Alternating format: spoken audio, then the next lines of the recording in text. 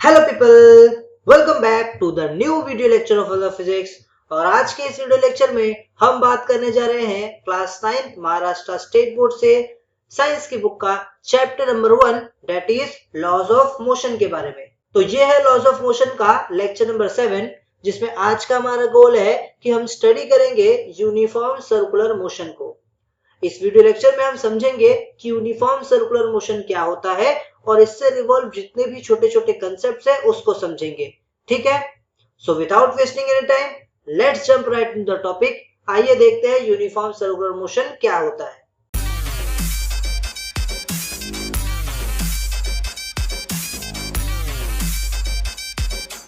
तो यहां पर आपको डायग्राम ए और डायग्राम बी दिया हुआ है। डायग्राम ए जो है वो एक रेक्टेंगल है और डायग्राम बी जो है वो एक पेंटागन है। ठीक है, मैंने डायग्राम ए के ऊपर एक ऑब्जेक्ट रखा है रेड कलर का और डायग्राम बी के ऊपर भी मैंने एक ऑब्जेक्ट रखा है रेड कलर का। अब जो डायग्राम ए है उसके ऊपर जो ऑब्जेक्ट है वो मोशन परफॉर्म करेगा और जरा उसके मोशन को आप ऑब्जर्व करो।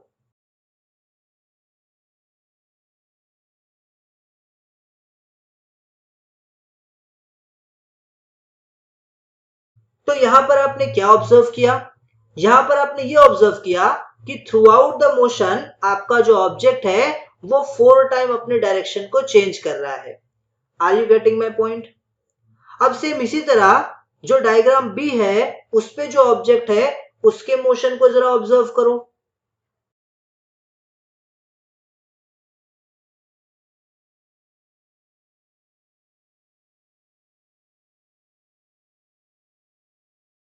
तो आप ये देख रहे हो कि पेंटागन में जो आपका ऑब्जेक्ट है वो 5 टाइम अपना डायरेक्शन क्या कर रहा है, चेंज कर रहा है थ्रू आउट द मोशन। यानी कि जैसे ही आपने क्या किया, नंबर ऑफ साइड बढ़ाया, आपका जो डायरेक्शन चेंज हो रहा है वो डायरेक्शन चेंज भी बढ़ गया।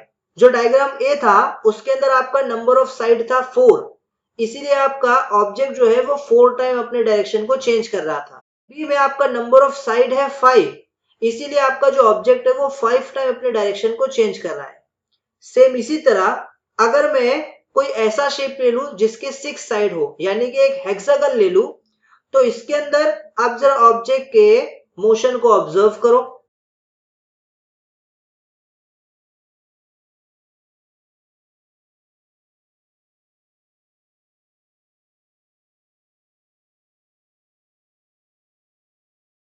तो यहां पर आपने ये नोटिस किया कि हेक्सागन के अंदर आपका जो ऑब्जेक्ट है वो 6 टाइम अपने डायरेक्शन को चेंज कर रहा है। तो कहने का मतलब है जैसे जैसे आप नंबर ऑफ साइड बढ़ाते जा रहे हो वैसे वैसे आपका जो ऑब्जेक्ट है वो थ्रू आउट द मोशन अपने डायरेक्शन को चेंज करता जा रहा है। ठीक है, जितना ज्यादा साइड होगा उतना ही ज्यादा अपने डायरेक्शन को चेंज कर रहा होगा। अब अगर इसी तरह आप अपने शेप के नंबर ऑफ साइड्स को बढ़ाते जाओगे टिल इनफाइनाइट, तो आपको जो शेप मिलेगा वो शेप होगा सर्कुलर शेप। ठीक है, अब इस सर्कुलर शेप के ऊपर आपको जो ऑब्जेक्ट दिख रहा है जरा उसके मोशन को ऑब्जर्व करो। तो आपने यहां पर ये नोटिस किया कि जो ये ऑब्जेक्ट है ये एक सर्कुलर पाथ में ट्रेवल कर रहा है। तो जब कोई ऑब्जेक्ट एक सर्कुलर पाथ में ट्रेवल करता है तो उस मोशन को हम लोग सर्कुलर मोशन कहते हैं। क्या कहते हैं? Circular motion. और अगर ये सर्कुलर पाथ में एक कांस्टेंट स्पीड के साथ क्या करेगा, ट्रेवल करेगा, तब आप ये बोलोगे कि ये जो सर्कुलर मोशन है ये एक यूनिफॉर्म सर्कुलर मोशन है। क्या है? Uniform circular motion. अब मैं आपसे एक क्वेश्चन पूछता हूं, ये सर्कल हम लोगों ने किस तरह बनाया था? हमने इस सर्कल को infinite times number of side से क्या किया था, बनाया था। और आपको पता है जितना ज्यादा नंबर ऑफ साइड होंगे उतना ही ज्यादा क्या होता है, ऑब्जेक्ट अपने डायरेक्शन को चेंज करता है। तो सर्कल में तो इनफाइनाइट साइड्स है, तो इसका मतलब मैं ये बोल सकता हूं कि जो ऑब्जेक्ट है वो एक सर्कल में जब सर्कुलर मोशन परफॉर्म करेगा तो वो इनफाइनाइट टाइम्स अपने डायरेक्शन को चेंज कर रहा है। इसका ये मतलब हुआ कि जो ऑब्जेक्ट है वो जब जब किसी पॉइंट पे जा रहा था किसी सर्कल के अंदर, जब जब वो एक सर्कुलर मोशन परफॉर्म कर रहा था, तो हर पॉइंट पे उसकी डायरेक्शन क्या हो रही थी, चेंज हो रही थी। बोलो सही बात है, उसकी डायरेक्शन जो है वो हर पॉइंट पे क्या हो रही थी, चेंज हो रही थी। अब मैं आपसे क्वेश्चन पूछता हूं कि आप जितने अब तक मोशन देखे हो सबके अंदर आपने ये देखा कि स्पीड जो है वो कांस्टेंट थी। स्पीड जो है वो सेम थी, क्या यहाँ पर वेलोसिटी भी सेम होगा? आओ ऑब्जर्व करते हैं। हमें पता है वो एक वेक्टर क्वांटिटी है, मतलब वो मैग्नीट्यूड के साथ साथ डायरेक्शन पे भी डिपेंड करती है ना? वो मैग्नीट्यूड के साथ साथ डायरेक्शन पे भी डिपेंड करती है, ठीक है। अब वेलोसिटी का जो मैग्नीट्यूड है वो तो स्पीड होता है ना? और डायरेक्शन क्या होता है? डायरेक्शन तो आपको पता है, जो भी उसका पर्टिकुलर डायरेक्शन हो। अब यहाँ पर स्पीड जो है वो चेंज नहीं हो रहा, स्पीड आपका क्या है? कांस्टेंट है। बट स्पीड कांस्टेंट होने का ये मतलब नहीं है कि वेलोसिटी भी कांस्टेंट हो। अगर आपको वेलोसिटी को कांस्टेंट करना है तो आपको स्पीड और डायरेक्शन दोनों को कांस्टेंट करना होगा। और यहाँ पर डायरेक्शन तो कंटिन्यूअस क्या हो रहा है? चेंज हो रहा है। तो मैं ये बोल सकता हूँ कि अभी तक हमने जो मोशन देखा, जो मोशन ऑब्जर्व किया, उन सारे मोशंस में स्पीड तो कांस्टेंट था बट डायरेक्शन कांस्टेंट नहीं था। सेम उसी तरह ये जो आपने सर्कुलर मोशन अभी आपने ऑब्जर्व किया, इस सर्कुलर मोशन के अंदर भी डायरेक्शन क्या हो रहा था? कंटिन्यूअस चेंज हो रहा था। हर पॉइंट पे जो डायरेक्शन है वो क्या हो रहा था? चेंज हो रहा था। और क्योंकि यहाँ पर डायरेक्शन चेंज हो रहा है तो मैं ये बोल सकता हूँ कि यहाँ पर वेलोसिटी भी चेंज हो रहा था। सही बात है? क्लियर है आपको यहाँ तक? ओके।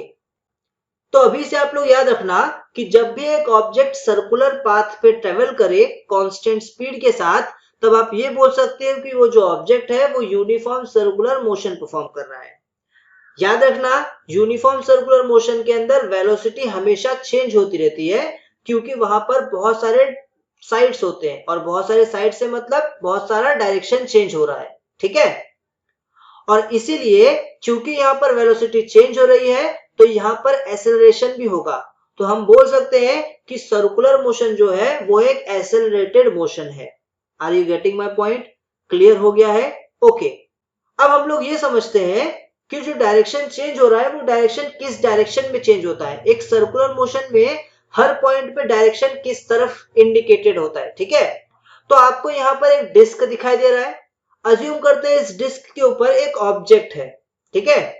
अब अगर ये ऑब्जेक्ट को और ये डिस्क को रोटेट किया जाए तो आप ये देखोगे कि जो डिस्क है वो क्या हो रहा है? ऑब्जेक्ट के साथ रोटेट कर रहा है। और रोटेट करते समय अगर मैं कोई एक पॉइंट को अज्यूम करूं यहाँ पर, तो इस पॉइंट पे इस ऑब्जेक्ट का जो डायरेक्शन है वो किस तरफ होगा? कुछ इस डायरेक्शन में होगा, और यही उसके वेलोसिटी का डायरेक्शन होगा, ठीक है।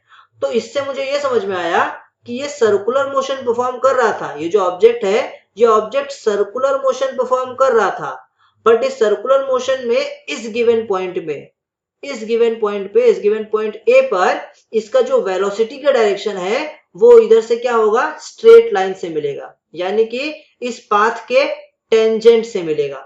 Are you getting my point? Clear रहेगा? पक्का? ओके। सेम इसी तरह अगर मैं इस मोशन को और आगे बढ़ाऊं और कोई एक दूसरा पॉइंट को कंसीडर करूं, तो मैं ये देखूंगा कि उस पॉइंट पे, अभी जैसे वो यहां से ट्रेवल करके यहां तक आया है, ठीक है। तो इस पॉइंट पे यहां से अगर आप एक स्ट्रेट लाइन ड्रॉ करो तो उसके वेलोसिटी का डायरेक्शन इस तरफ होगा। सेम इसी तरह से अगर आपका ऑब्जेक्ट ट्रेवल करते हुए यहां पर आता है, तो यहां से एक स्ट्रेट लाइन अगर आप इस तरफ बनाओगे, इस तरफ बनाओगे, तो उधर आपका क्या होगा? वेलोसिटी का डायरेक्शन होगा। कहने का मतलब एक सर्कुलर मोशन के अंदर हर पॉइंट पे ऑब्जेक्ट का जो वेलोसिटी का डायरेक्शन है वो क्या होता रहता है? चेंज होता रहता है। हर पॉइंट पे ऑब्जेक्ट के वेलोसिटी का डायरेक्शन क्या होता रहता है? चेंज होता रहता है। आप देखोगे जब कोई ऑब्जेक्ट सर्कुलर मोशन परफॉर्म करता रहता है तो हर पॉइंट पे उसके वेलोसिटी का डायरेक्शन क्या होता रहता है? चेंज होता रहता है। आपको समझ में आ चुका है? पक्का? क्लियर रहेगा? कोई भी डाउट नहीं है? ओके। तो एक बार जरा सा हम लोग रिकैप कर लेते हैं अभी तक हमने क्या सीखा। हमने सीखा कि अगर आपके पास कोई ऑब्जेक्ट है जो कि सर्कुलर पाथ में ट्रेवल कर रहा है कांस्टेंट स्पीड के साथ, तो आप बोल सकते हो कि वो यूनिफॉर्म सर्कुलर मोशन परफॉर्म कर रहा है। याद रखना, सर्कुलर मोशन के अंदर वेलोसिटी हर पॉइंट पे चेंज होती रहती है, इसलिए सर्कुलर मोशन एक एक्सेलरेटेड मोशन है। अब अगर यहाँ पर आपको स्पीड कैलकुलेट करना है तो स्पीड कैलकुलेट करने के लिए जो फॉर्मूला है वो फॉर्मूला कुछ इस तरह होगा। Speed is equals to circumference of circle upon time. अब यहाँ पर आप बोलोगे कि स्पीड का फॉर्मूला तो डिस्टेंस अपॉन टाइम होता है, तो मैंने डिस्टेंस के जगह पे सर्कमफ्रेंस ऑफ सर्कल क्यों लिखा? तो डिस्टेंस की जगह पे मैंने सर्कमफ्रेंस ऑफ सर्कल इसलिए लिखा बिकॉज सर्कुलर मोशन के अंदर आपका जो ऑब्जेक्ट है वो जो डिस्टेंस कवर करता है वो डिस्टेंस ऑलमोस्ट किसके इक्वल होता है, सरकमफ्रेंस ऑफ सर्कल के इक्वल होता है, सरकमफ्रेंस ऑफ सर्कल के इक्वल होता है। इसलिए यहां पर मैं इस फॉर्मूले को ऐसे ही बोल सकता हूं 2πr/t। बोलो क्लियर रहेगा, कोई डाउट यहां तक नहीं है? ओके, सो आई होप आपको ये वीडियो समझ में आया होगा, आपको समझ में आया होगा यूनिफॉर्म सर्कुलर मोशन क्या होता है। मैं मिलता हूं आपसे नेक्स्ट वीडियो लेक्चर में जिसमें हम डिस्कस करेंगे अभी न्यूटन्स लॉ ऑफ मोशन। तब तक के लिए